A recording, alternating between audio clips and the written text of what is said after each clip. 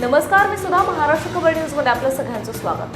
किराणा दुकानात आईस्क्रीम उधार न दिल्याच्या कारणावरून दुकानदारावर आणि त्यांच्या मुलावर जीवघेणा हल्ला केल्याची घटना घडली आहे। या घटनेत आरोपींनी चक्क दुकानदाराच्या गालाचा आणि मुलाच्या हाताचा चावा घेतल्याने परिसरात खळबळ उडाली। या प्रकरणी यवत पोलिसांनी 2 जणांविरुद्ध गुन्हा दाखल केलाय। ही घटना शनिवारी रात्री 7 वाजण्याच्या सुमारास वरवंड तालुका दौंड हद्दीतील गोपीनाथ नगर येथे घडली।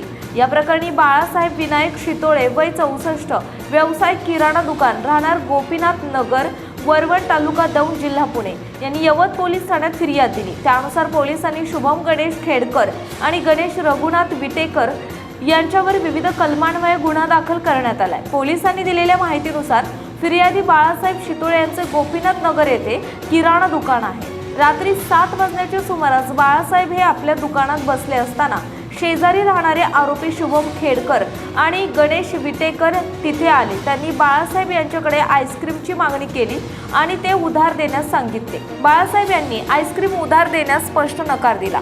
याचा राग मनात धरून आरोपी शुभम खेडकर याने अश्लील शिवीगाळ करत आपल्या हातातील काड्याने बाळासाहेब यांच्या डाव्या डोळ्याच्या खाली जोरात प्रहार केला। इतक्यावरच न थांबता दुसरा आरोपी गणेश विटेकर याने बाळासाहेब यांच्या उजव्या गालाच्या जोरात चावा घेतला। वडिलांना मारहाण होत असल्याचे पाहून त्यांचा मुलगा भालचंद्र हा तिथे भांडण सोडवण्यासाठी धावून आला। यावेळी आरोपी गणेश याने भालचंद्र याच्या उजव्या हाताच्या दंडावर आणि डाव्या कानावरही जोरात चावा घेऊन त्याला जखमी केलं। जाता जाता आरोपींनी तुम्हाला जिवंत सोडणार नाही अशी धमकी देऊन दुकानाचा बोर्ड तोडून नुकसान केले आणि तिथून पळ काढला। दरम्यान या प्रकरणी बाळासाहेब शितोळे यांनी दिलेल्या तक्रारीवरून वरील दोघांवर विविध कलमान्वये गुन्हा दाखल करण्यात आला आहे।